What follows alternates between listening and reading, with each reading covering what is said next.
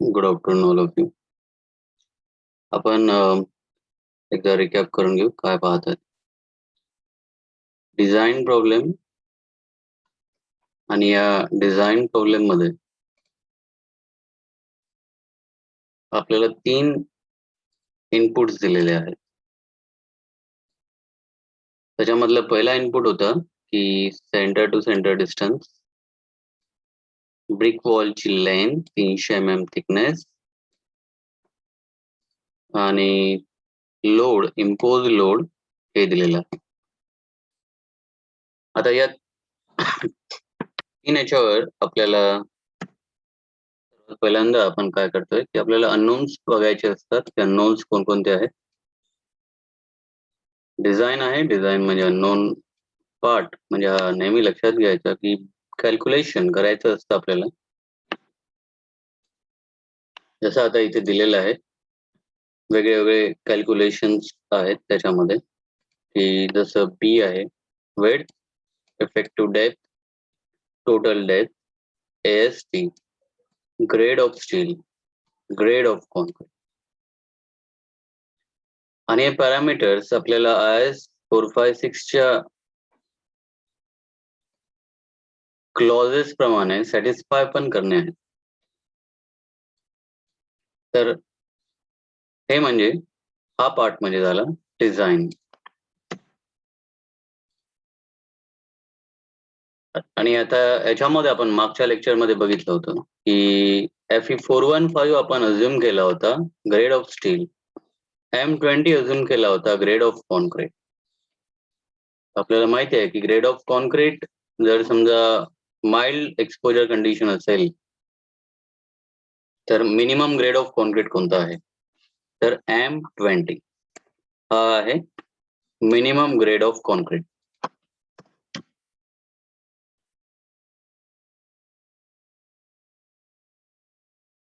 त्यानंतर next step मध्ये म्हणजे पहिली स्टेप आपली झाली की ग्रेड ऑफ स्टील आणि ग्रेड ऑफ कॉन्क्रीट आपण अज्युम केला. नेक्स्ट स्टेप मध्ये आपण इफेक्टिव्ह स्पॅन जो की LEFF यांनी आपण डिनोट करतो आणि हा आपण कॅल्क्युलेट केला की त्याच्यामध्ये 2 कंडिशन्स आहेत, clear span plus effective depth आणि centre to centre distance between 2 supports. तर या 2 कंडिशन पैकी जो कोणता लोअर व्हॅल्यू आहे त्या लोअर व्हॅल्यू पैकी आपल्याला घ्यायचं आहे L इफेक्टिव्ह. जसं की आता इथे 8100 आणि इथे 8000 याच्यापैकी लोअर व्हॅल्यू म्हणजे 8000 mm हा झाला आपला L इफेक्टिव्ह. त्यानंतर पर्सेंटेज ऑफ स्टील रेन्फोर्समेंट आपण बघितलं होतं की नॉर्मली आपल्याला 75 to 80% घ्यावं लागतं PT लिमिटेडच्या. तर 75 to 80% आपल्याला PT लिमिटेडच्या घ्यावं लागतं आणि M20 जो की आपण ग्रेड ऑफ कॉन्क्रीट अज्युम केलेला आहे, FE 415 जो की ग्रेड ऑफ स्टील आपण अज्युम केलेला आहे. तर यासाठी PT लिमिटेडची व्हॅल्यू किती आहे 0.96. या 2 कंडिशन साठी PT लिमिटेडची व्हॅल्यू किती आहे 0.96. याच्या आधीचे लेक्चर्स तुम्ही जर बघितले तर त्याच्यावरती तुम्हाला लक्षात येऊन जाईल. तर आपण जर समजा मिनिमम 0.75 म्हणजे 75% ऑफ 0.96 हे जर आपण कॅल्क्युलेट केलं तर आपल्याला व्हॅल्यू मिळेल 0.72. 0.72.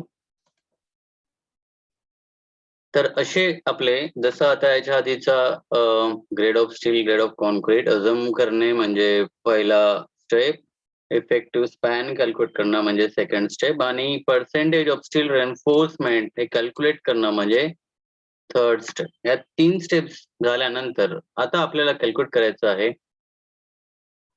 Effective depth. इफेक्टिव्ह डेप्थ आपल्याला कॅल्क्युलेट करायची आहे किंवा जे काही आपण अझ्युम केली होती तर त्या अझम्पशन प्रमाणे कॅल्क्युलेट जे काही येईल तर ती प्रॉपर आहे की नाही हे आपल्याला चेक करू. आता सर्वात पहिल्यांदा आपल्याला हा clause number 23.2.1 figure number 4 okay. त्याच्यामध्ये बेसिक व्हॅल्यू राहतं span to effective depth. Span to effective depth ही जी व्हॅल्यू आहे ती आहे 20. म्हणजे हा L डिवायडेड बाय D हा रेशो आहे 20 चा. ओके. हे आपल्याला कुठून माहिती पडलं? आपल्याला माहिती पडलं आपल्याला या क्लॉज नंबर 23.2.1 IS 456. तर आपण मागे चेक केलं होतं की जर समजा कॅन्टिलिव्हर असेल तर हा राहतो 7, सिम्पली सपोर्टेड असेल तर 20 आणि कंटिन्युअस असेल तर मग त्याच्यापेक्षा जास्त 26.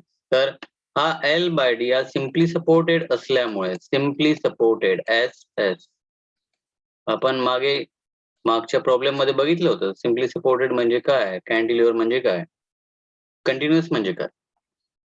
आता पुन्हा आपण सेम तेच रिपीट करायची आवश्यकता नाहीये. बट तुम्हाला लक्षात असलं पाहिजे की L/D हा जो रेशो आहे तो काय आहे 20. याच्या व्यतिरिक्त आपल्याला हा जो फॅक्टर आहे त्या फॅक्टरला आपल्याला मल्टिप्लाय करावं लागतं. Modification factor. मॉडिफिकेशन फॅक्टर आपल्याला कॅल्क्युलेट करावा लागतो. कोणत्या बेसिसवरती? तर आपल्याला सर्वात पहिल्यांदा हे FS याची व्हॅल्यू कॅल्क्युलेट करायची. ओके. FS ची जी व्हॅल्यू आहे हे आपण सगळं हे कशावरून कॅल्क्युलेट करतोय? आपण फिगर नंबर 4 ऑफ IS 456. आता हे फार आवश्यक आहे की ॲटलीस्ट तुमच्याकडे IS 456 हा Googleवरती जर तुम्ही टाइप केलं तर त्याच्यावरती तुमच्याकडे त्याची कॉपी असली पाहिजे. म्हणजे जेव्हा मी याचं जे काही सांगतोय की IS 456 चा हा क्लॉज नंबर किंवा ही फिगर नंबर, हे याचं पेज नंबर, त्या पेज नंबरवरती काय दिलेलं आहे किंवा त्या क्लॉज वरती काय दिलेलं आहे, त्या फिगरमध्ये काय दिलेलं आहे. हे जर तुम्ही क्रॉस व्हेरिफाय नाही करत किंवा तुम्ही बघत नाही, तर तोपर्यंत तुम्हाला काहीच समजणार नाही. मी इथे किती पण सांगितलं, तरी तुम्हाला स्वतःला ते चेक करावं लागेल.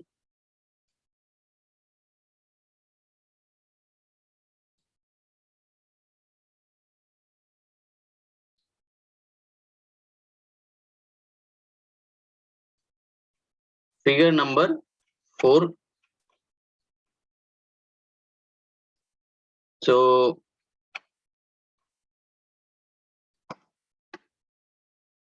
मी तुम्हाला फिगर नंबर 4 एकदा शेअर करतोय.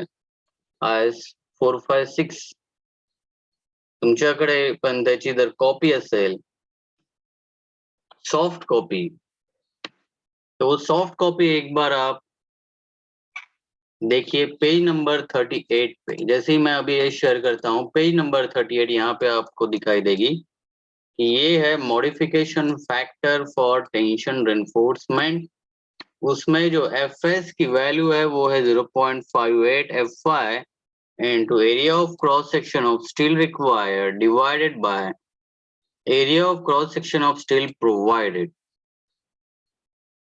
हम कुछ नहीं कर रहे, हम सिर्फ इस पेज पर जाएंगे। पेज पर यहाँ पे क्या दिया है, यहाँ पे हमें जो फिगर का रेफरेंस दिया है वो फिगर का रेफरेंस हम देखेंगे। उसके बाद में हम चेक करेंगे कि वो कौन सा फॉर्मूला है जिससे हम FS कैलकुलेट कर सकते हैं। हम कोई अपनी मर्जी से नहीं कैलकुलेट कर रहे हैं यहाँ पे। जो यहाँ पे दिया है सिर्फ उसको फॉलो करना है। अगर आप खुद होके ये IS 456 का पेज खुद होके नहीं चेक करेंगे तो नहीं समझ में आएगा। मैं यहाँ पे कितना भी बताऊं, तो अगर आप यहाँ पे चेक करते, ये यहाँ पे दिया गया है, तो वही फॉर्मूला हमने क्या किया है, यहाँ पे चेक किया अभी, और अभी इस फॉर्मूला के हिसाब से जैसे कि यहाँ पे दिया है कि area of cross section of steel required to the area of cross section of steel provided, अगर ये सेम है, area of cross section of steel required suppose कि 1000 mm स्क्वायर, अज्यूम करते हैं, हम लोग अज्यूम कर रहे हैं कि 1000 mm स्क्वायर ये रिक्वायर्ड है, तो एक तो हम इतना प्रोवाइड कर सकते हैं या थोड़ा सा उससे ज्यादा, इससे कम हमें प्रोवाइड करने की जरूरत नहीं है। तो हमने क्या किया, हमने भी उतना ही प्रोवाइड किया।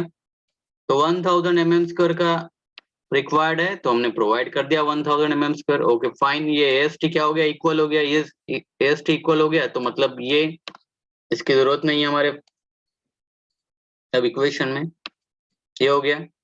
मतलब वैल्यू क्या होगी अभी, ये 0.58 FY मतलब क्या है, ये हम लोगों ने ऑलरेडी देखा है, अब डायरेक्टली इसका इस्तेमाल करेंगे। FY is 415। Okay, characteristic strength of the steel, what is it, 415। तो ये हमने जैसे यहाँ पे, ये फिर से मैं जैसे बताता हूँ कि यहाँ पे आप कैलकुलेट करके देखो, कैलकुलेट करके खुद होके जब तक नहीं देखेंगे कि ये वैल्यू 240.7 न्यूटन पर mm स्क्वायर आ रही है, या ये वैल्यू हमें मिल रही है या नहीं, ये चेक करना है आपको, कैलकुलेटर में चेक करना है, देखना है। ये ऐसे जैसे अगर हम देखेंगे कि हाँ आ गई है, तो ऐसा नहीं रहता है। तो आप खुद होके उसको चेक करो कि ये वैल्यू कैलकुलेटर में, मोबाइल के कैलकुलेटर में, या आप खुद इलेक्ट्रॉनिक्स कैलकुलेटर अगर आपके पास में है, तो ये 0.58 मल्टीप्लाइड बाय 415 ये वैल्यू आती है या नहीं चेक करना है। तो ये हमने कैसे देखा है, क्लॉज नंबर 23.2.1 और ये फिगर नंबर 4 जैसी हमने देखा है, तो उसके हिसाब से। अब अगर हम देखते हैं इसमें कि मॉडिफिकेशन फैक्टर हमें कैसे पता चलेगा, अगर FS ये 240.7 न्यूटन पर mm स्क्वायर है और परसेंटेज ऑफ स्टील हमने जो देखा है 0.72, इसके पहले वाले इस स्टेप में हमने कैलकुलेट किया है, तो इसके हिसाब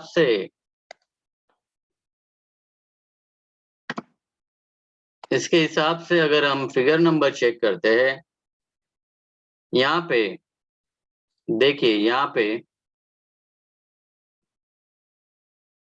0.72 सपोज ये 0.6 हो गया, और इसके बीच में अगर हम यहाँ पे वर्टिकल लाइन ड्रॉ करते हैं, हमें चेक करना है FS हमारा कितना है 240, मतलब ये वाला कर्व, यहाँ पे वर्टिकल लाइन लेके जाओ, कहाँ पे क्रॉस हो रहा है, ये यहाँ पे क्रॉस हो रहा है, यहाँ पे जैसे मैंने मार्क किया है। अब ये हॉरिजॉन्टल लाइन ड्रॉ करो, अब ये कितना है 0.8 1.2, इसके बीच में कितना होगा, ये 1 होगा, और ये 1 और 1.2 के बीच में तो कितना होना चाहिए, 1.1 होना चाहिए। I'll repeat again.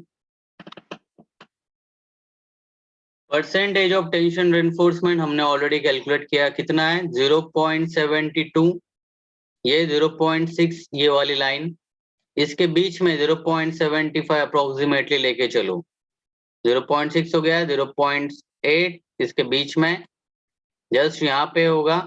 अब ये वर्टिकल लाइन जा रही है, और ये आप बोलेंगे कौन सा कर्व सर क्रॉस करें हम, 290 का, 240 का, 190 का, 145 का, 120 का, कौन सा कर्व को क्रॉस होना चाहिए बताओ।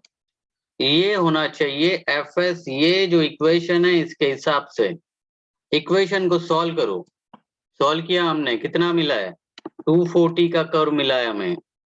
240 मतलब किधर है, ये वाला सेकंड कर्व यहाँ पे क्रॉस हो रहा है, उसको हॉरिजॉन्टल में यहाँ पे y एक्सिस में लेके जाओ, कौन सी वैल्यू मिलती है? ये 1.0 हो गया ऑब्वियसली, तो कोई भी बताएगा 0.8 है 1.2 है, उसके बीच में की लाइन कौन सी रहेगी? 10 1.0। उन दोनों के बीच में कौन सा होना चाहिए? 1.1। ये क्या हो गया हमारा? Modification factor. ये तो कोई भी कर्व किसको भी पढ़ते आना चाहिए, सिंपल कर्व है। तो ये हो गया मॉडिफिकेशन फैक्टर, ये हो गया 1.1। तो इसके हिसाब से अगर हम जाते हैं तो हमें क्या करना है? L/D रेशियो कितना हो गया? अगर हमने 20 को मल्टीप्लाई किया 1.1 से, ये हम कुछ ना कुछ कैलकुलेट करते जा रहे हैं, आपको भी कैलकुलेट करते रहना चाहिए। क्रॉस चेक करो और खुद होके कैलकुलेट करो, तब तक नहीं समझ में आएगा, कोई भी स्टेप समझ में नहीं आएगा। फिर से बता रहा हूँ। तो ये आ गया हमारा L/D एस 22। ठीक है, कितना हो गया ये? L/D कितना हो गया? 22 हो गया। L तो हमें पता है, स्पैन हमें पता है कितना है, 8000। तो D को उधर लेके जाओ, तो D इक्वल्स टू कितना हो जाएगा? 8000 डिवाइडेड बाय 22। कैलकुलेट करो, ये 363.63 आ रहा है कि नहीं?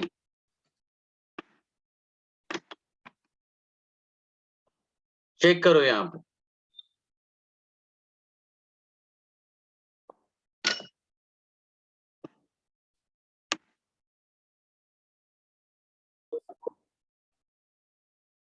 तो यहाँ पे जैसे 363.63, अगर हम ये कैलकुलेट करते हैं इसको, 8000 डिवाइडेड बाय 22, ये आ गया 363.63 हो गया ये किसकी वैल्यू है? ये है इफेक्टिव डेप्थ की वैल्यू।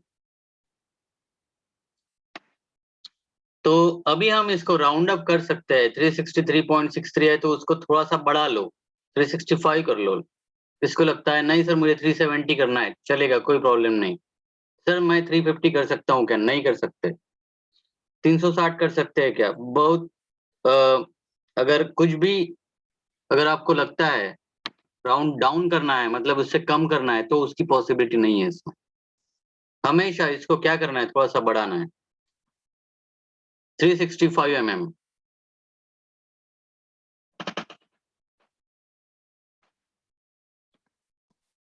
तो हमने कितना अज्यूम किया था? अभी हम जाएंगे पिछले स्टेप्स में। हमने अज्यूम किया था 400, अज्यूमिंग D इक्वल्स टू 400। तो उसके बदले हमें कितना अज्यूम करना है, या हमें कितना अभी चेक करना है? 365।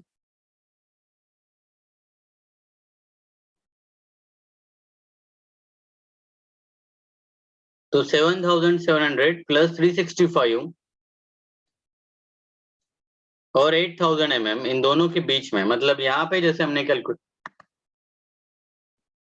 7700, ये स्टेप में, स्टेप नंबर 2 में हमने क्या किया था? 365 लिया। तो ये कितना आना चाहिए? ये अगर हम कैलकुलेट करते हैं 7700, उसमें आप ऐड कर रहे हैं 365, कितना आता है? 8065 और 8000 mm, दोनों में से कौन सा मिनिमम है? 80, ये आ गया 8065, इन दोनों में से कौन सा मिनिमम है? 8000 mm। तो हमारा जो हमने जो एल इफेक्टिव लिया था 8000 लिया था, तो वो चलो वो बराबर आ गया है। तो उस हिसाब से हम फिर नेक्स्ट स्टेप में जा सकते हैं।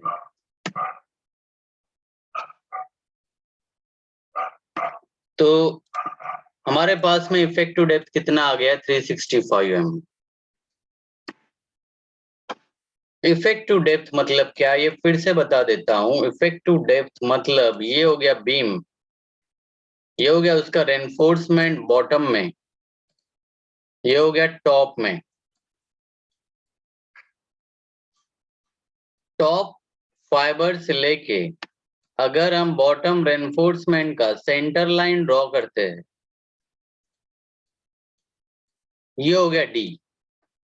तो बचा वाला क्या है ये उसको बोलते हैं कवर। कवर कितना ले सकते हैं? चलो 50 mm ले लो, 50 mm। ये अगर आपको समझ में नहीं आता है तो ध्यान में रखिए, हमेशा आपके साथ में एक स्केल होना चाहिए या फिर टेप ले लो। 8000 mm, चलो गिन लो कहीं पे तो भी, एक कोने से दूसरे कोने तक 8000 mm मतलब 8 मीटर कौन सा होता है? 415 mm कितना होता है? 50 mm कितना होता है? मैंने आपको असाइनमेंट भेजी है, असाइनमेंट अभी तक बहुत ही कम लोगों ने सॉल्व किया है। असाइनमेंट क्या दिया है? एक सिंपल एक फोटोग्राफ खींचने के लिए बोला है मैंने आपको, अभी तक किया नहीं है।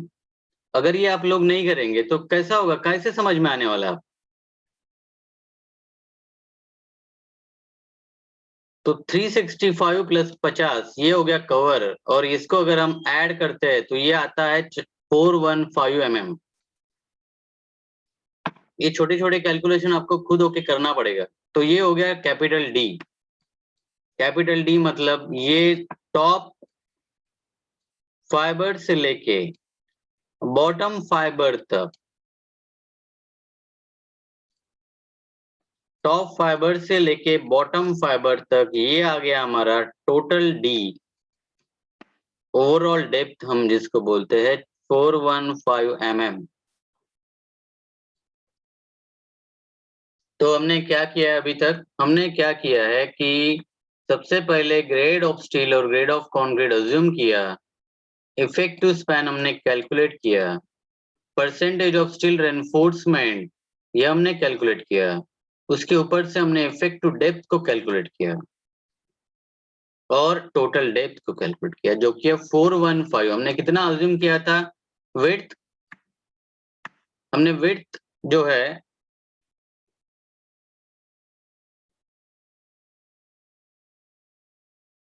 Not width, sorry effective depth हमने इसके पहले में 400 अज्यूम किया था, लेकिन अकॉर्डिंग टू कैलकुलेशन वो 365 आती है, उसमें 50 ऐड करते हैं कवर, तो 415।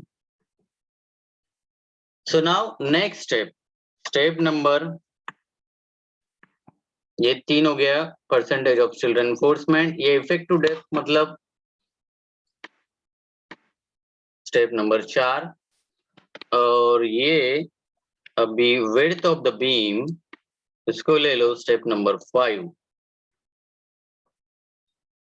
तो अभी यहाँ पे हमने देखा है कि अजम्पशन करने के लिए हम अज्यूम कर सकते हैं 230 mm, 250 mm, 300 mm। ये क्या है? तो ये है width of the beam।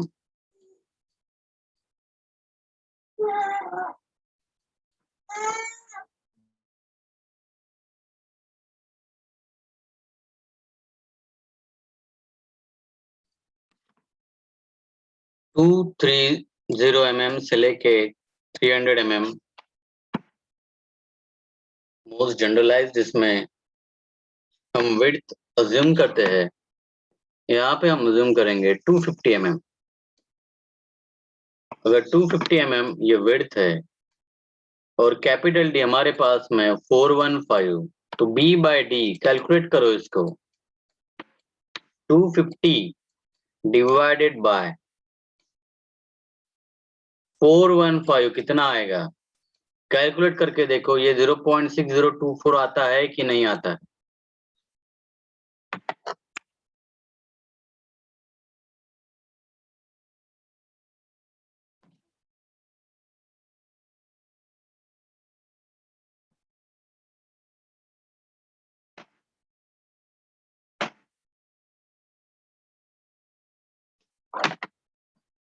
सो अगर आप कैलकुलेट करके देखते हैं तो ये 0.6024 अगर आ रहा है, तो उसके बाद में हमें देखना है कि बी बाय डी इसका जो रेशियो है क्या वो 0.5 टू 0.67 के बीच में है।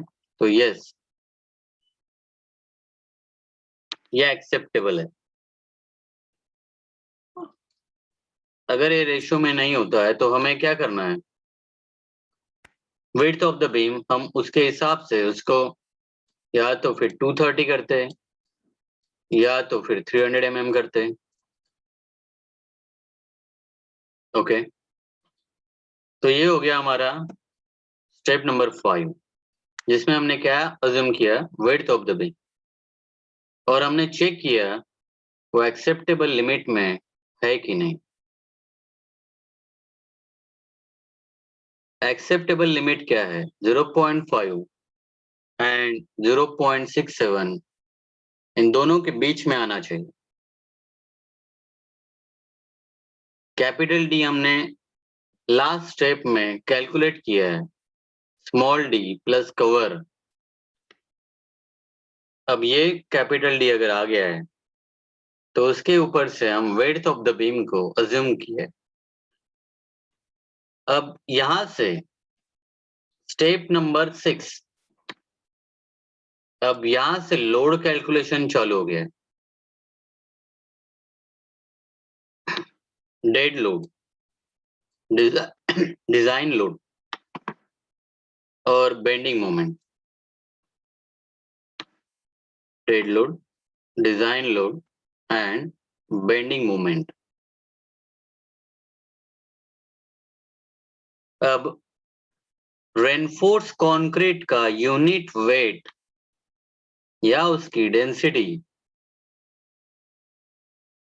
क्लॉज नंबर 19.2.1 के हिसाब से हम चेक कर लेते हैं IS 456 में। क्लॉज नंबर 19.2.1,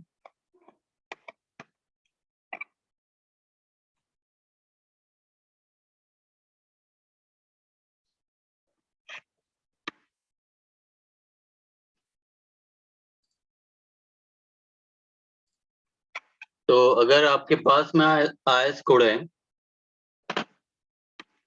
पेज नंबर 32 पे जाइए, वहां पे क्लॉज नंबर 19.2 और 19.2.1 डेड लोड यहाँ पे दिया है।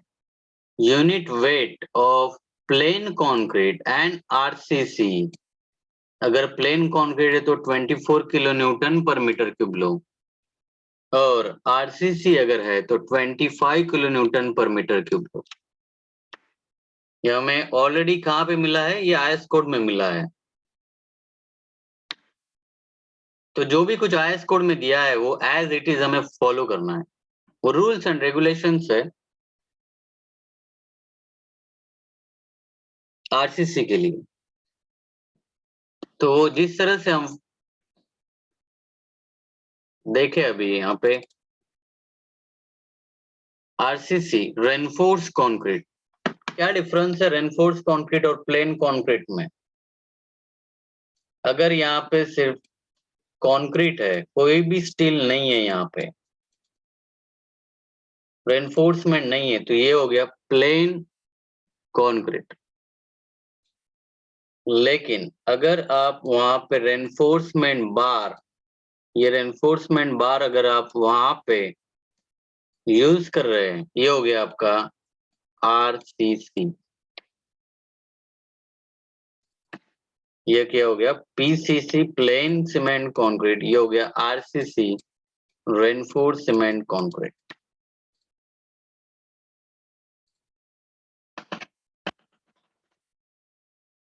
तो सबसे पहले हम क्या कैलकुलेट करेंगे, dead load of the beam. Dead load of the beam के लिए हम क्या करेंगे, B into D into rho और डेंसिटी। तो बी हमें पता है। अब हम क्या कर रहे हैं, अब यहाँ पे देखिए unit weight of reinforce concrete कितना है, यूनिट बराबर देखिए किलो न्यूटन पर मीटर क्यूब। ठीक है, किलो न्यूटन ये लोड का यूनिट है, वो हो गया, और मीटर ये लेंथ का हो गया।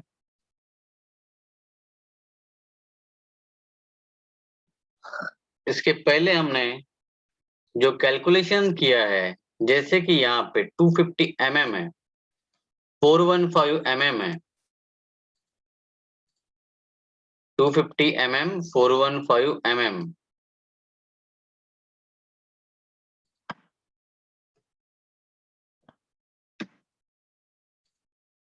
ठीक है।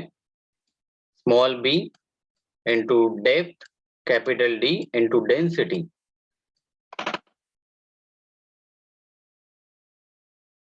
तो 250 mm को अगर हमें मीटर में कन्वर्ट करना है, अगर आप कंफ्यूजन में है तो डायरेक्टली गूगल पे जाइए, mm टू मीटर कन्वर्ट कीजिए उसको। 1 मीटर मतलब 1000 mm, मतलब इसके हिसाब से 250 mm कितना हो गया? 0.25 मीटर हो गया। उसी तरह से 415 mm अगर है तो उसको अगर मीटर में कन्वर्ट करना है तो 0.415 मीटर। तो ये एक यूनिट में, ध्यान में रखना है। अभी काफी लोग यहाँ पे गलती करते हैं, यहाँ पे मिस्टेक करते हैं कि 250 mm में ले लेंगे, 415 mm में ले लेंगे और 25 को किलो न्यूटन पर मीटर क्यूब में ले लेंगे।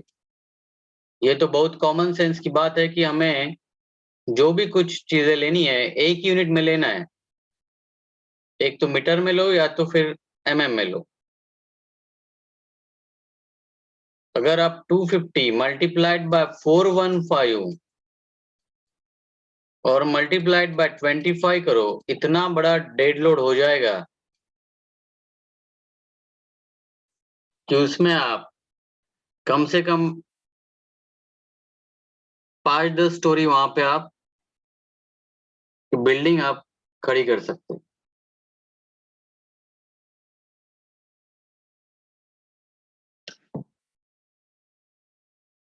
मिनिमम बताएं तो ये ध्यान में रखना है, यूनिट्स हमेशा एक ही होने चाहिए। फिर से अभी इसको कैलकुलेट भी आपको करना है, कैलकुलेट करके देखना है कि ये 2.59 आता है कि नहीं आता। 2.59 आता है कि नहीं आता है। अभी यहाँ पे देख सकते हैं हम लोग, किलो न्यूटन पर मीटर क्यूब ये यूनिट था आपका 25 के लिए, मल्टीप्लाइड बाय 0.25 ये मीटर में हो गया, 0.415 ये भी मीटर में हो गया। मतलब मीटर मीटर यहाँ पे कैंसिल हो गया, इधर पे मीटर क्यूब था तो उसमें का मीटर स्क्वायर अगर जाता है तो किलो न्यूटन पर मीटर, ये हो गया आपका यूनिट। तो ये हो गया पहला स्टेप। सेकंड स्टेप, डेड और इम्पोज लोड, जो ऑलरेडी प्रॉब्लम में दिया है, हम लोग सिर्फ एक बार प्रॉब्लम देख लेते हैं। तो यहाँ पे ऑलरेडी प्रॉब्लम में दिया है इम्पोज लोड कितना है, 7 किलो न्यूटन पर मीटर।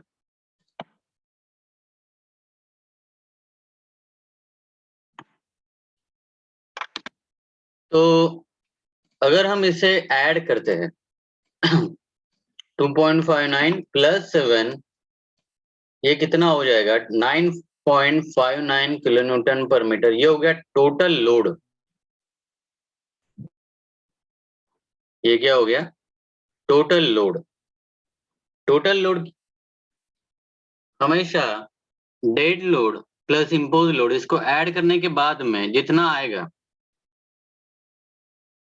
वो क्या हो जाएगा? Total load. अब हमने इसके पहले देखा है कि पार्शियल सेफ्टी फैक्टर, सेफ्टी लेके चलना है, ये तो हो गया लोड। लेकिन बैड वर्कमैनशिप, लेबर्स कुछ भी प्रॉपरली, अगर वहां पे इंजीनियर नहीं है तो कुछ भी कर सकते हैं, या कुछ अपने हिसाब से थोड़ा बहुत कम ज्यादा करेंगे, बराबर पानी नहीं देंगे, या फिर हम अपने सेफ्टी के लिए इसको क्या करते हैं, सेफ्टी फैक्टर लगाते हैं। क्योंकि हमारा जो स्ट्रक्चर है वो सेफ होना चाहिए, तो सेफ्टी फैक्टर अगर हम लगाते हैं उसको बोलते हैं फैक्टर लोड। तो पार्शियल सेफ्टी फैक्टर ये है 1.5 लोड के लिए, dead load and impose load के लिए पार्शियल सेफ्टी फैक्टर हो गया 1.5, मतलब 9.59। ये हो गया आपका डेड लोड, टोटल लोड। उसको 1.5 से मल्टीप्लाई करो, ये आएगा आपका 14.385 किलो न्यूटन पर मीटर। ये पार्शियल सेफ्टी फैक्टर, इसका कोई भी यूनिट नहीं है, नो यूनिट, ये फैक्टर है। तो 14.385, फिर से इसको चेक करो ये बराबर आता है या नहीं आता है।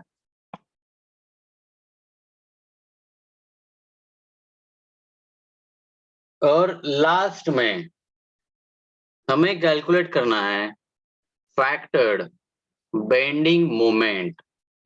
अभी स्ट्रेंथ ऑफ मटेरियल के कंसेप्ट आपको याद आने चाहिए। Simply supported beam subjected to UDL, इसका मैक्सिमम बेंडिंग मोमेंट कितना है? 14.385 किलो न्यूटन पर मीटर। स्पैन कितना है? 8 मीटर।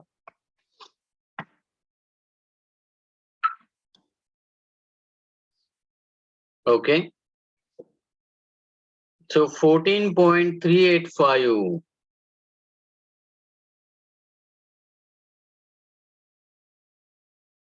into 8 square by 8 मतलब अगर आपको याद आता है तो अगर simply supported beam subjected to UDL है तो मैक्सिमम बेंडिंग मोमेंट की वैल्यू है WL square by 8। W is the load, L is the span. इसके हिसाब से 14.385 इंटू 8 स्क्वायर बाय 8, मतलब ये यहाँ पे 8 आता है तो इसकी वजह से डायरेक्टली लिखा हुआ है। तो ये चेक कर लीजिए ये इतना आता है कि नहीं, 115.08। तो इस तरह से लोड कैलकुलेशन करते हैं और बेंडिंग मोमेंट कैलकुलेट किया जाता है। तो अभी यहाँ पे हम स्टॉप करते हैं, नेक्स्ट स्टेप हम नेक्स्ट लेक्चर में लेंगे। तो थैंक यू। अटेंडेंस याद से गूगल क्लासरूम में मार्क कर लीजिए। चैट बॉक्स में आपके नाम और रोल नंबर लिख लीजिए। So we will stop here. Thank you.